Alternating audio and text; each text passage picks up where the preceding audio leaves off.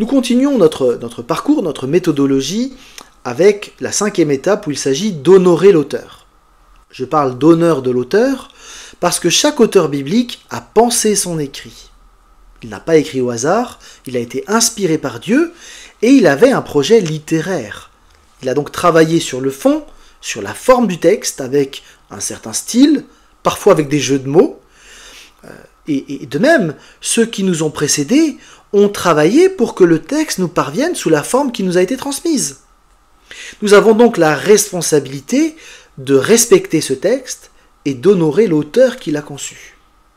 Et puisque ces auteurs ont été mandatés par Dieu, eh bien respecter ces auteurs humains dans leurs écrits, c'est respecter Dieu lui-même.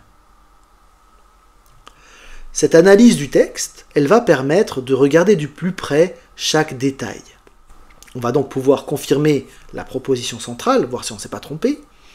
On va pouvoir valider, invalider des observations, mais surtout on va trouver des trésors qui ne sont peut-être pas visibles à notre seule lecture. Ici, il s'agit de travailler le texte, de le presser pour en sortir son jus. Pour ma part, j'utilise l'image d'un peigne. On va passer le peigne sur le texte et on va essayer de voir ce qui en sort. Au cours de l'analyse, le prédicateur va rassembler quantité d'informations qui ne devront pas toutes se retrouver dans le message. Mais toutes ces informations vont mettre le prédicateur à l'aise. Il pourra intelligemment décider de ce qu'il devra y inclure, y compris spontanément quand il prendra la parole. Les données rassemblées contribueront à lui donner de l'assurance. Au terme d'un travail rigoureux, il se lèvera non pour donner une opinion parmi d'autres, mais pour souligner paisiblement et humblement ce que le Seigneur dit dans sa parole. Ainsi, dans cette étape, après s'être posé des questions générales, on va chercher plusieurs choses dans le texte. On va passer le texte au peigne fin. Et on va donc avoir différents filtres d'analyse ou différentes dents à notre peigne. Tous les filtres ne vont pas toujours donner quelque chose, mais il y en a toujours quelques-uns qui vont être très aidants. Il faut donc passer le peigne à chaque fois. Première chose qu'on va regarder, c'est le contexte proche. Alors parfois, on a déjà fait quelque chose autour du contexte proche. Donc vous voyez qu'on est vraiment dans une méthode pédagogique, mais que parfois on a des étapes qui se chevauchent un petit peu. Dans le contexte proche, on va regarder qu'est-ce qui précède. Pourquoi est-ce que l'auteur écrit ça maintenant? C'est quoi la séquence?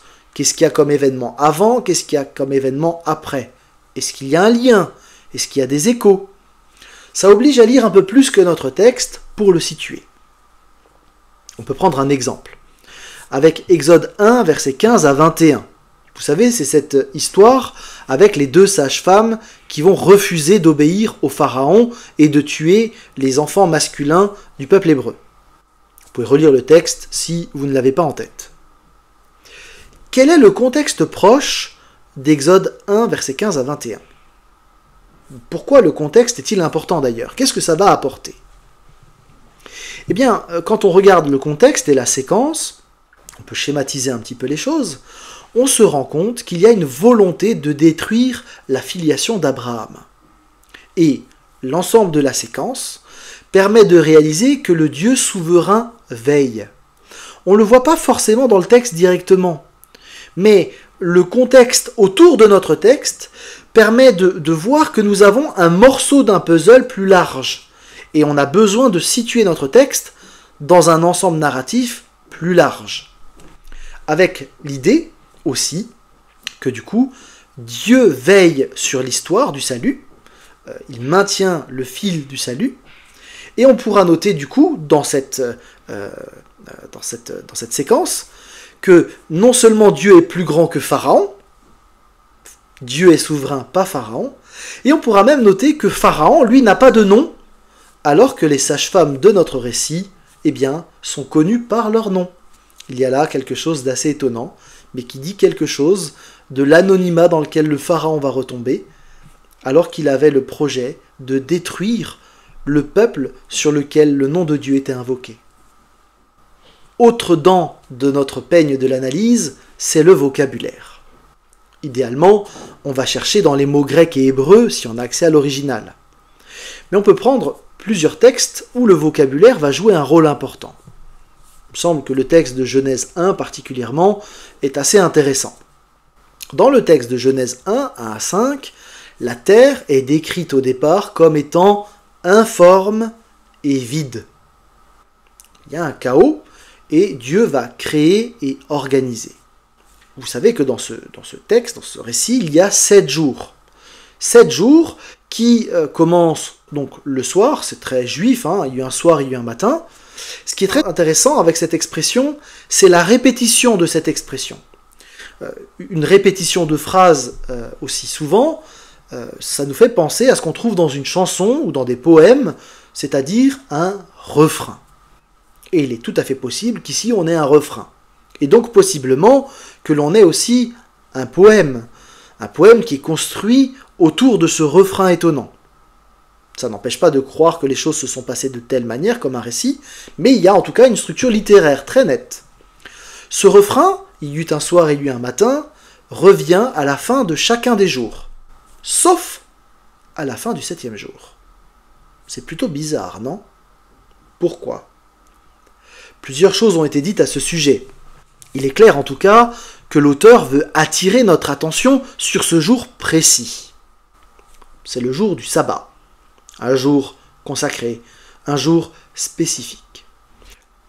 Considérez maintenant le contenu de ces jours dans le vocabulaire. Le premier jour parle de lumière et d'obscurité, ce qui fait écho au 4e jour où il est question des luminaires. Le 2e jour, il est question d'eau et d'air, et le 5e jour, il est question d'animaux d'eau et d'animaux d'air. Le 3e jour fait écho aussi au 6e jour. Il y a donc un écho qui redessine une structure qui met l'accent de nouveau sur ce jour particulier du sabbat. Ça va même un peu plus loin, parce que le texte biblique commençait en disant que la terre était informe et vide, et quand on analyse, on se rend compte que les 3 premiers jours permettent de dire quelque chose qui a été formé à partir de l'informe, et ce qui était vide a été rempli. Il y a donc tout un jeu autour du vocabulaire dans Genèse 1. Un jeu sur le vocabulaire qui permet de mettre l'accent sur le jour spécifique du sabbat. Il faut donc regarder dans nos textes le vocabulaire. Dans Matthieu 7, le vocabulaire joue un rôle particulier.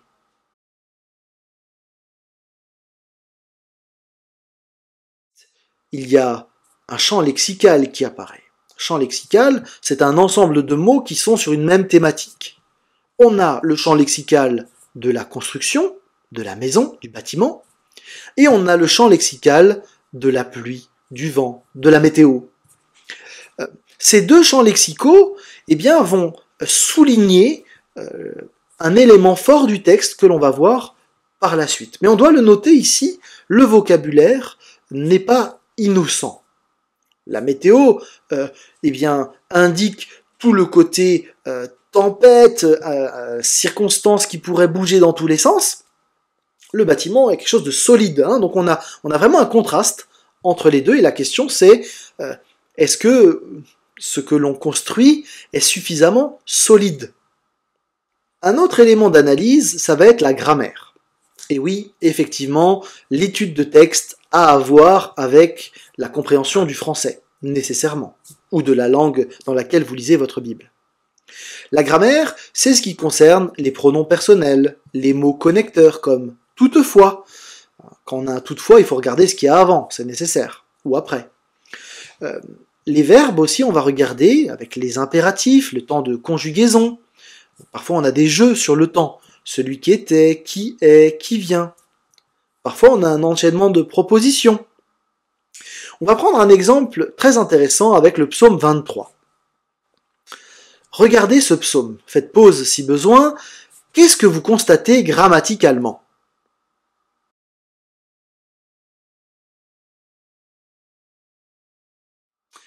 Quels sont les pronoms personnels utilisés dans ce psaume ? Dans la première partie, C'est le mot « il » qui est utilisé, troisième personne du singulier pour parler de Dieu. Dans la deuxième partie, c'est le « tu » qui est utilisé. Je vous invite maintenant à réfléchir au point de bascule. À quel moment on passe de « il » à « tu » ?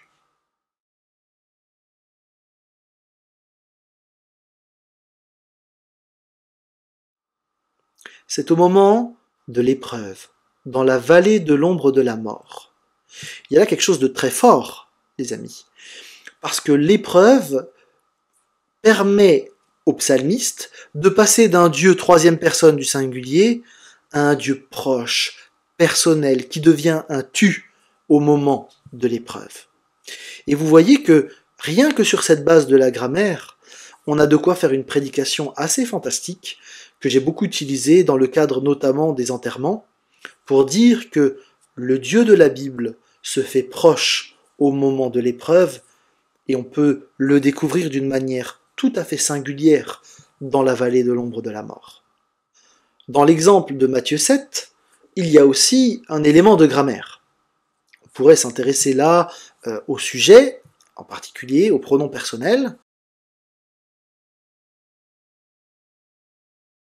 Le sujet est assez simple. Celui. Le moins qu'on puisse dire, c'est que c'est bien vague. Pourquoi c'est intéressant ? Eh bien, parce que ça peut concerner tout le monde, potentiellement. En même temps, on a deux fois celui. Il y a donc deux catégories de personnes différentes, mais qui ont un trait commun. Lequel ? Eh bien, ils ont écouté. Ils sont là, dans la foule, ils ont écouté. Jésus est en train, là, de couper sa foule en deux. Tous ont écouté, mais il y a ceux qui ont écouté et qui vont appliquer, ils seront disciples, et il y a ceux qui ont écouté et qui ne vont pas appliquer, ils ne sont pas des disciples. Et vous voyez comment ce simple mot « celui » nous permet de distinguer une structure dans notre texte. Un autre filtre pour l'analyse, ce sont les figures de style. Il y en a beaucoup. Alors il n'y en a pas en Matthieu 7 pour le coup, mais on va en croiser énormément. On a des métaphores. L'Église comme un corps, par exemple. C'est une métaphore qu'on comprend bien avec l'idée de l'unité dans la diversité. Il faut se méfier avec les métaphores parce qu'il faut les contextualiser. Par exemple, dans le texte que vous avez sous les yeux, Jésus parle d'un renard. Vous pourriez faire pause et aller regarder dans votre Bible qui est ce renard et à quoi correspond l'image du renard.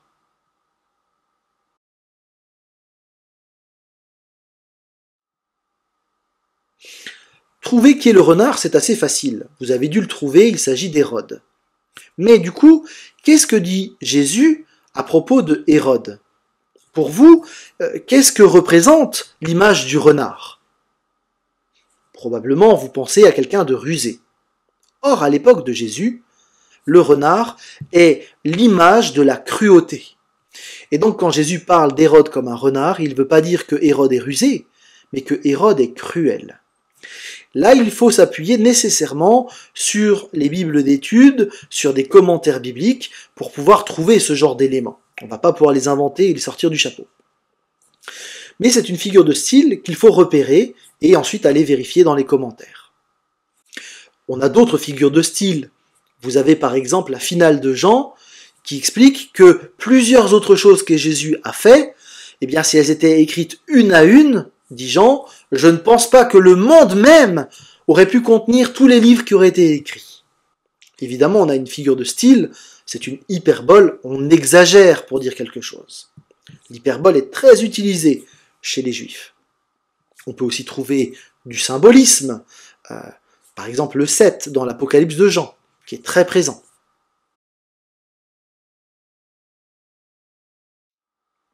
On a parfois des structures également. On l'a vu en Genèse 1. Mais on a plein de structures dans la Bible. Vous avez des structures en parallèle. Et là, ça vaut le coup de noter quand vous avez des phrases qui se font écho. Parfois, on a des oppositions. On peut avoir des refrains.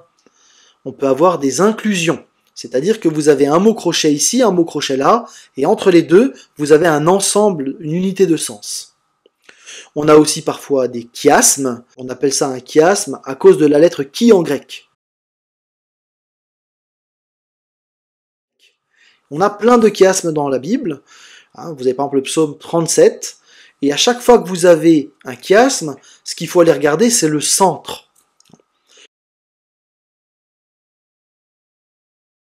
Alors c'est pas que dans l'Ancien Testament, puisque par exemple dans Apocalypse 1, dans la vision du Christ glorifié, vous avez là aussi un chiasme qui insiste sur la parole.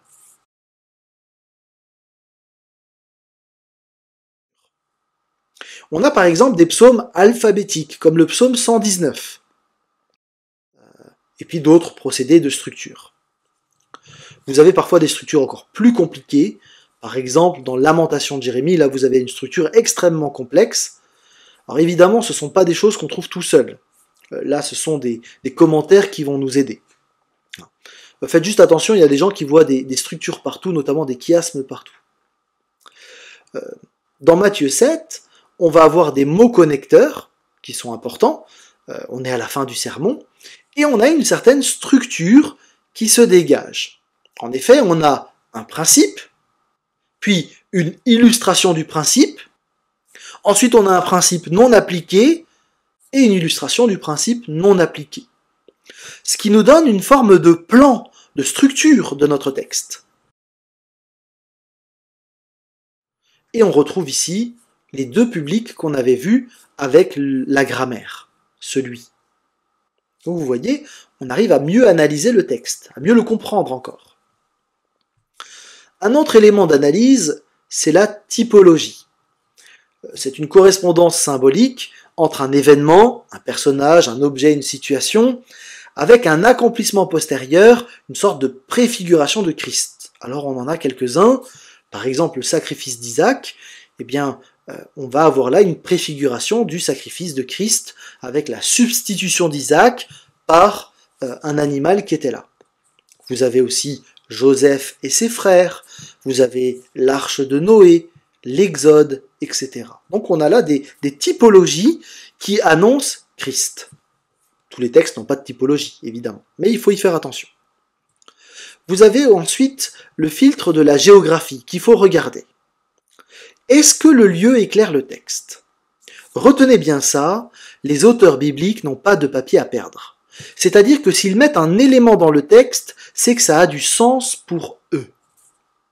On peut prendre l'exemple de Marc 10, les versets 1 à 12, où il y a toute une polémique sur le divorce.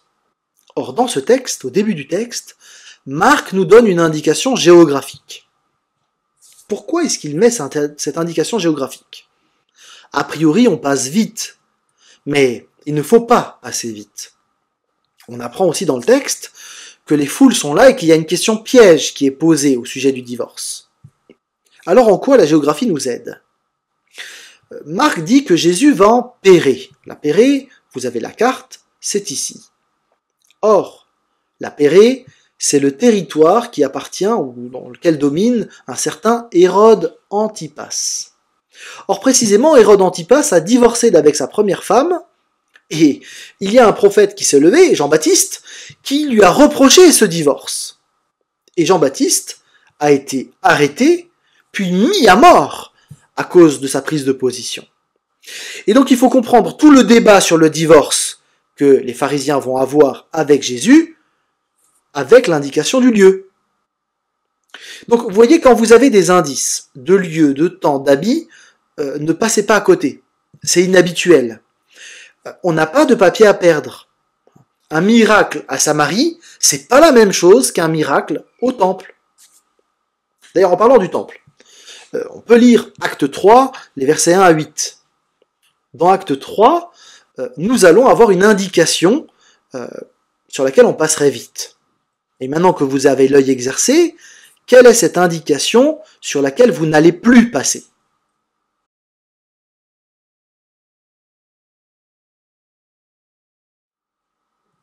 Effectivement, il est question d'une porte. Cette porte, qu'est-ce qu'elle a de spécial? Eh bien, je vous invite à regarder cette porte. Cette porte, c'est celle qui permet d'entrer réellement dans le sanctuaire. Le miracle qui va avoir lieu avec la guérison qui va être celle de cet homme-là, qui est un paralysé de naissance, eh bien, va permettre à cet homme, pour la première fois, d'entrer dans le lieu de la communion avec Dieu. En fait, le miracle, il est très symbolique. On a là les apôtres qui vont permettre par ce miracle à quelqu'un d'entrer dans la présence de Dieu. Le miracle, il est quelque part un programmatique, il dit quelque chose de ce que les apôtres, par leur prédication, vont permettre aux hommes. Ils vont permettre à des paralysés à cause du péché d'entrer dans la présence de Dieu par l'évangile annoncé. On va aussi s'intéresser à la trame narrative, parce que l'idée c'est de pouvoir situer notre événement dans tout le récit. Par exemple, l'histoire d'Abraham où il sacrifie son fils doit être lue à la lumière de son départ. Dans Genèse 12, il a quitté son passé. Ici, dans notre texte, il va sacrifier son avenir. Et donc, il va dépendre de Dieu non seulement en ayant quitté son passé, mais aussi en quittant son avenir. Vous avez dans des récits souvent des répétitions. Toujours avec Abraham, dans l'histoire avec Sarah, il va présenter Sarah comme sa sœur. Et il va le faire 2 fois, une fois avec Pharaon et une fois avec Abimelech.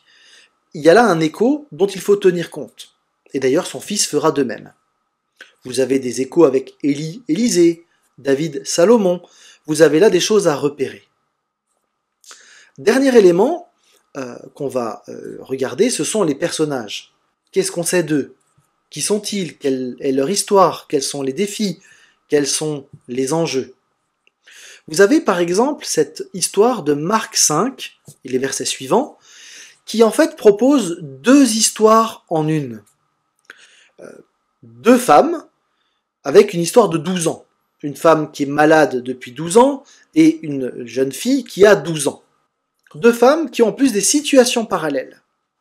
Le texte nous oblige à les lire en écho, en stéréo, un peu comme on a un burger. On ne mange pas le pain simplement et puis la viande après, mais on a les 2 ensemble. Et ce texte va mettre en relief 2 personnages qui sont aux extrémités de la société. D'un côté, Jairus, un homme riche, et de l'autre côté, une femme anonyme, pauvre, etc.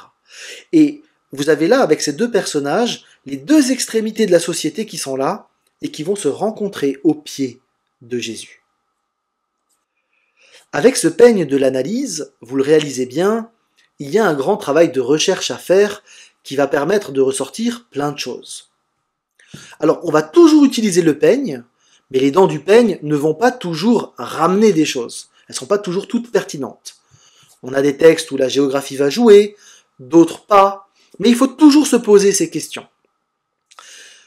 En ayant fait ce travail d'analyse, eh bien, on va pouvoir mieux comprendre la proposition centrale.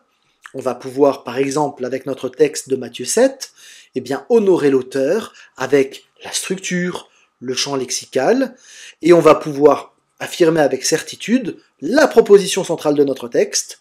Il est absurde de ne pas appliquer ce que Jésus a enseigné.